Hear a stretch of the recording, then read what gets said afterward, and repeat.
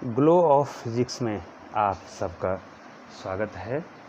प्यारे बच्चों, इससे पहले की जो वीडियो है वो आपने साइक्लोट्रॉन के बारे में जो उसका इंट्रोडक्शन था, सामान्य जानकारियाँ थी बच्चों, आपने उसके बारे में वीडियो में सीखा।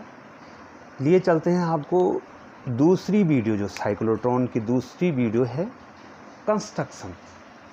ठीक है बच्चों, उसकी रचना क्या है तो उसके बारे में बताऊंगा। बच्चों ये चित्र आप देख रहे होंगे, इसमें बच्चों यहाँ पर जो है बच्चों मैं पहले एक एक पॉइंट करके जो है इसमें डिस्कशन कर देता हूँ, और एक पॉइंट लिखने के बाद जो है मैं इस चित्र में आपको बताता हूँ बच्चों। ठीक है बच्चों, इस चित्र में आपको बताता हूँ कि जो मैं बोल रहा हूँ वो कहाँ पर है। तो बच्चों पुनः जो है मैं आपको इस चित्र को थोड़ा ऊपर कर देता हूँ, और वर्किंग प्रिंसिपल ऑफ वर्किंग। ठीक है बच्चों, ठीक है बच्चों, इसकी वर्किंग प्रिंसिपल तो बाद में बताएंगे बच्चों, लेकिन कंस्ट्रक्शन के बारे में वर्क प्रिंसिपल ऑफ वर्किंग जो मैंने लिखा है बच्चों, ये तो मैं इसके बाद बताऊंगा। प्रिंसिपल तो बाद में बताऊँ, पहले इसके कंस्ट्रक्शन के बारे में बताऊंगा, इसमें क्या क्या चीज़ है। इस वीडियो में बच्चों आपको केवल इतना ही जानना है कि इसका कंस्ट्रक्शन क्या है बच्चों। तो यहाँ पर प्रिंसिपल ऑफ वर्किंग आप छोड़ दीजिए बच्चों, तो यहाँ पर कंस्ट्रक्शन में यहाँ पर लिख देता हूँ।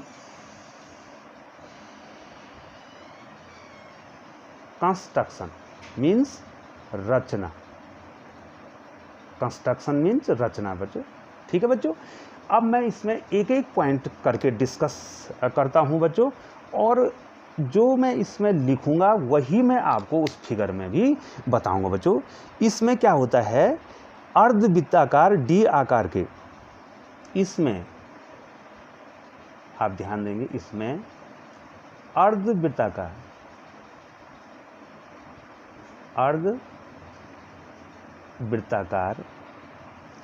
डी आकार के, अर्धवृत्ताकार डी आकार के धातु के दो पात्र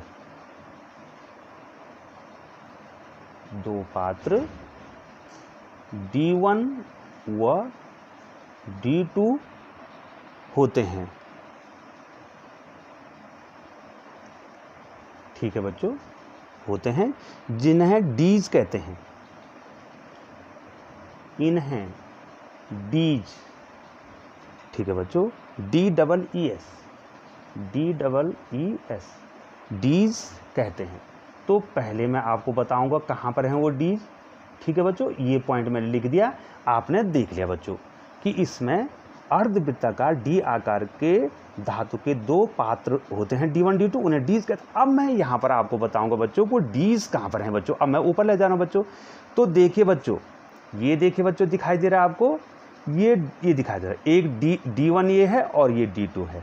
ये क्या है बच्चों, अर्धवृत्ताकार सेमी सर्कुलर है बच्चों। मैं यहाँ पर बता दूँ, डीज देखो है, ये देखो बच्चों, हमने एक वृत्त बनाया, ये देखो ये वृत्त बनाया, इसके दो टुकड़े कर दिए हमने, तो बच्चों ये बना ना डी आकार का, ये D1 हो गया और ये D2 हो गया। ठीक है बच्चों, इनको कहते हैं बच्चों डीज।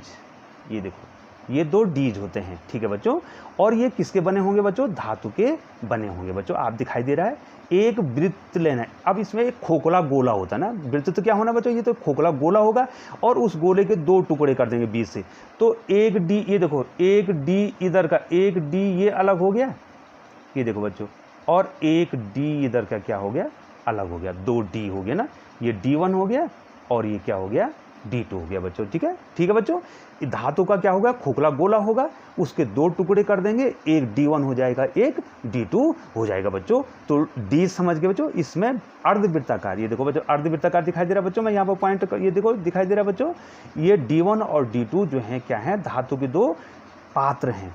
ठीक है, और इन्हें हम क्या कहते हैं बच्चों, डीज कहते हैं। तो बच्चों पहला पॉइंट जो चित्र में दिखाई दे रहा है, अब मैं दूसरा पॉइंट बच्चों लिखता हूं और उसको डिस्कस करता हूं, तो बच्चों आपको ध्यान देना पड़ेगा।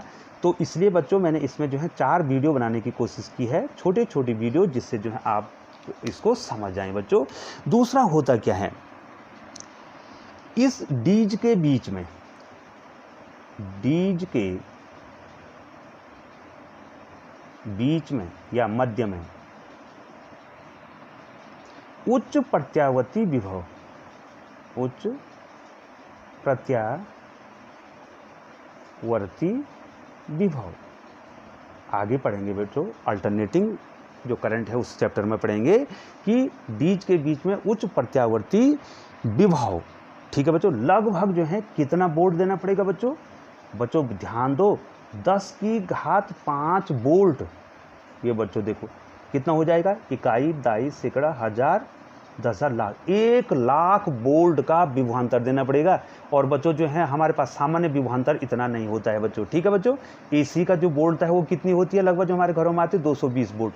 लेकिन यहाँ कितना देना पड़ेगा बच्चों? 10 की घात 5 वोल्ट का विभवांतर देना पड़ेगा। और जब इतना वोल्ट का विभवांतर होगा बच्चों तो इसकी फ्रीक्वेंसी भी तो होगी। ठीक है, अब फ्रीक्वेंसी कितनी होगी? तथा उच्च आवृत्ति। अब बच्चों इतना ज़्यादा वोल्टेज आपको उसको दे रहे हैं तो बच्चों उसकी जो है क्या होगी, आवृत्ति क्या होगी? ठीक है, आवृत्ति का मतलब समझे बच्चों, 1 सेकंड में चक्करों की संख्या। ठीक है बच्चों, वो होगी 10 से 15 मेगा साइकिल। ठीक है बच्चों, मेगा साइकिल। देखो बच्चों मेगा तो बहुत बड़ा हुआ ना। ठीक है बच्चों, मेगा साइकिल, इतनी ज़्यादा फ्रिक्वेंसी उसके उसमें होती है। ठीक है बच्चों, इसको हम इसमें लगाया जाता है। देखो डीज के बीच में उच्च प्रत्यावर्ती विभव कितने का बच्चों? 10 की घात 5 वोल्ट तथा उच्च आवृत्ति, इतना आवृत्ति लगाया जाता है, लगाया। ठीक है बच्चों, जाता है। बच्चों मैं बोल रहा हूँ तो आप इसको लिख भी सकते हैं बच्चों, लिखने में जो है कहीं पर गड़बड़ी हो सकती है बच्चों। ठीक है बच्चों, कितना वोल्टेज लगा रहे हैं बच्चों हम? 10 की घात 5 वोल्ट। और इस वोल्टेज पर उसकी जो है फ्रीक्वेंसी कितनी है बच्चों? उसकी फ्रीक्वेंसी, बार बार का फ्रीक्वेंसी समझते हैं बच्चों, 1 सेकंड में चक्करों की संख्या कितना? 10 से 15 मेगा साइकिल। ठीक है बच्चों, MB पढ़ते हैं ना आप बच्चों, बाइट, किलोबाइट, मेगाबाइट, गीगाबाइट जो भी पढ़ते हैं, तो मेगा बहुत बड़ी चीज़ है ना बच्चों। ये जो 10 की घात 6 के बराबर होती है बच्चों, इतना जो है क्या होगा उसकी फ्रीक्वेंसी होगी। अब हम आपको बता देते हैं कि कहाँ पर ये हमने प्रत्यावर्ती वोल्टेज लगा रखा है बच्चों। ये देखिए बच्चों, ये दिखाई दे रहा है बच्चों, ये मैं थोड़ा इधर कर देता हूँ बच्चों, थोड़ा सा आप ध्यान दे देंगे। ये देखो हाई फ्रिक्वेंसी ऑसिलेटर, ये देखो बच्चों ये लगा रखा है, दिखाई दे रहा है बच्चों। ये देखो मैं यहाँ पर टिक कर देता हूँ, ये देखो बच्चों हाई फ्रिक्वेंसी ऑसिलेटर हमने इसके बीच में लगा रखा है। अब ये क्या करेगा बच्चों? ये क्या करेगा? इतना ज़्यादा जो है फ्रिक्वेंसी का है, इतना ज़्यादा वोल्ट का यहाँ पर हमने क्या लगा रखा है? इसमें विभवांतर लगा। अब ये पोलरिटी चेंज करेगा बच्चों, इस D1 D2 की ध्रुवता को चेंज करेगा। अब मैं इसके बाद आपको बताऊंगा बच्चों। तो 2 पॉइंट समझ गए। पहला पॉइंट बताओ बच्चों, हमने क्या बताया?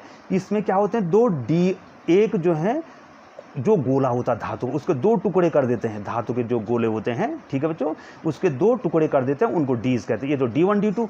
दूसरा, इस डीज के बीच में जो है हम क्या करते थे? एक क्या लगाते हैं? प्रत्यावर्ती विभव लगाते हैं, 10 की घात 5 वोल्ट, या विभव या विभवांतर जो बोलेंगे आप। और उसकी आवृत्ति जो है 10 से 15 मेगा साइकिल होनी चाहिए बच्चों। 2 पॉइंट क्लियर हो गए।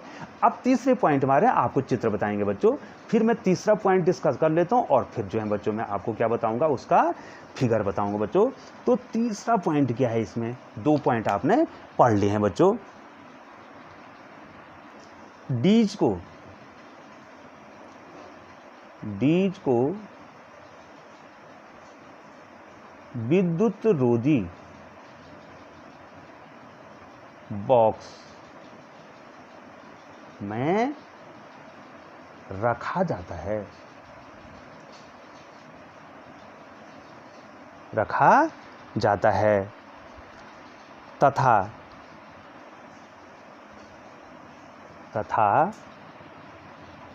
इसमें कम दाब, बहुत कम दाब करना है, दाब पर अक्रिय गैसें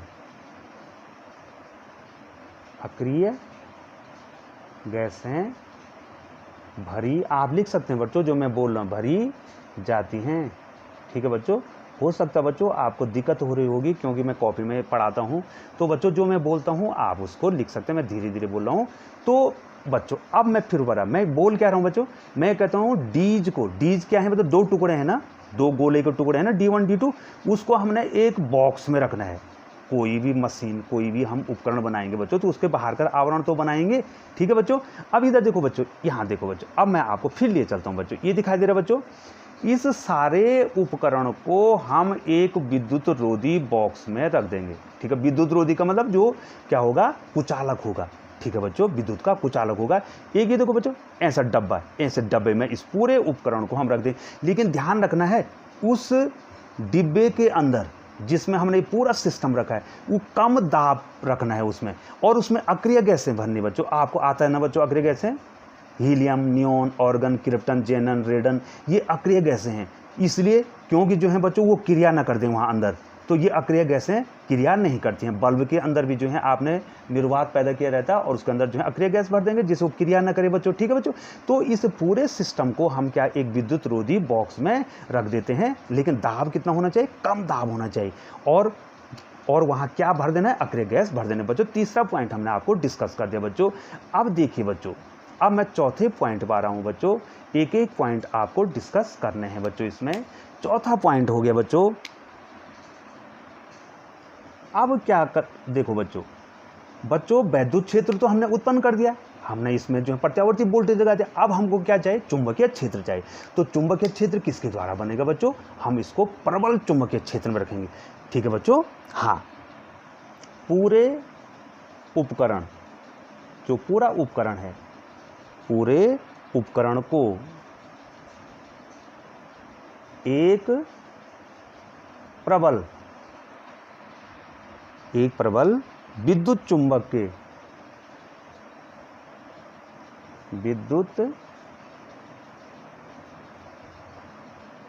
के ध्रुवों के बीच रखा जाता है। ध्रुवों के बीच रखा जाता है। अब बच्चों मैं इसको डिस्कस, अब पूरे उपकरण को कहाँ रखना है, इधर देखो बच्चों, ये देखो, ये विद्युत, आपके पास विद्युत चुंबक, ये देखो बच्चों, चुंबक का ये कौन सा सिरा है, एन, ये देखो एन और एस। ठीक है बच्चों, कैसा चुंबक है ये, विद्युत चुंबक। हमने पहले बताया था ना बच्चों आपको, आप चुंबक को विद्युत धारा के द्वारा भी बना सकते हैं। उसमें ऑटोमेटिक क्या आ जाएंगे, दो पोल आ जाएंगे बच्चों। जैसे प्रणालिका है, सोलोनॉइड है, उसमें भी आपने क्या करना है, जैसे आपने विद्युत धारा भेजी तो उसमें क्या आ जाएंगे, दो पोल आ जाएंगे। तो ये बहुत ही हैवी जो है इलेक्ट्रिक मैग्नेट है। ठीक है बच्चों, ये पूरे उपकरण को हम इसके बीच में रख देंगे। ठीक है बच्चों, पूरे उपकरण को प्रबल विद्युत चुंबक के ध्रुवों के बीच में रखा जाता है। ये देखो, इस पूरे ये उपकरण यहाँ से यहाँ तक है। पहला तो ये मैंने क्या बताया, ये डीज बताया, D1 D2। इसमें हमने बीच में जो है क्या बताया, ये जो है हमने प्रत्यावर्ती स्रोत लगाया। ठीक है बच्चों, अब ये पूरा सिस्टम को हमने एक विद्युत रोधी आवरण में रख दिया, उसमें कम दाब रखा, उसमें अक्रिय गैस भर दी, और उपकरण, इस उपकरण को हमने जो है विद्युत चुंबक के दो ध्रुवों के बीच में रख दिया बच्चों। तो ये चौथा पॉइंट होगा। अब लास्ट पॉइंट है बच्चों, आपके इसके कंस्ट्रक्शन में अगर पूछा जाए, कंस्ट्रक्शन आपको आना चाहिए बच्चों। जब कंस्ट्रक्शन आपको आ जाएगा तो तब इसका सिद्धांत आपको आसानी से आ जाएगा। और इससे जो है मैं आपको बच्चों इसको टुकड़ों में जो है वीडियो बना रहा हूँ, दूसरी वीडियो आपकी चल रही है बच्चों। अब देखो, यह विद्युत चुंबक, ये चुंबक जो है, ये जो चुंबक है ना, यह विद्युत चुंबक डीज के, डीज हैं बच्चों, वो टुकड़े हैं, दो टुकड़े D1 D2, डीज के तल के लंबवत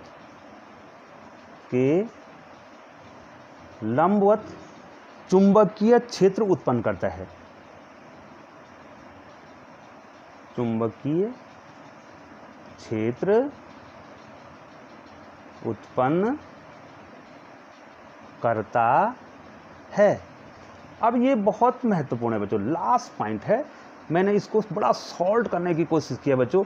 अब इधर देखिए बच्चों, ये दिखाई दे रहा है, ये क्या करे, ये देखो बच्चों, मैंने इसका ये दूसरा फिगर यहाँ पर बना दिया। अब क्या करेगा ये चुंबक, क्या करेगा ये चुंबक, इसको मैग्नेटिक फील्ड देगा। दो फील्ड चाहिए बच्चों इसमें, एक तो विद्युत क्षेत्र चाहिए, वो बन गया है। दूसरा क्या चाहिए बच्चों, इसमें मैग्नेटिक फील्ड चाहिए, दोनों फील्ड चाहिए बच्चों, ये दोनों फील्ड काम करेंगे वहाँ पर, वैद्युत क्षेत्र भी काम करेगा तो चुंबकीय क्षेत्र भी काम करेगा। मैंने बताया ना चुंबकीय क्षेत्र क्या करेगा, उसको घुमाने की कोशिश करेगा वृत्तीय पथ में। ये देखो बच्चों, ये वृत्तीय पथ में घूम रहा है, ये देखो बच्चों घूम रहा है ना वृत्तीय पथ में इसका, और ये बाहर क्या है, ये डी है। ये देखो बच्चों मैं फिर बना दूं, ये चुंबकीय क्षेत्र बना रखा है, ये क्रॉसित दिखाई दे रहा है, ये देखो ये बना रखा ना मैंने क्रॉसित, ये देखो यहाँ पर दिखाई नहीं दे रहा होगा तो मैं बना रहा हूँ बच्चों, दिखाई दे रहा है, अब आप तो दिखाई दे रहा है आपको, ये क्रॉसित है। मैं पहली वीडियो में सबसे पहले मैंने यही बताया था ना बच्चों, ये इस क्रॉसित मैग्नेटिक फील्ड का मतलब होता है कि ये देखो बच्चों ये तल के लंबवत है।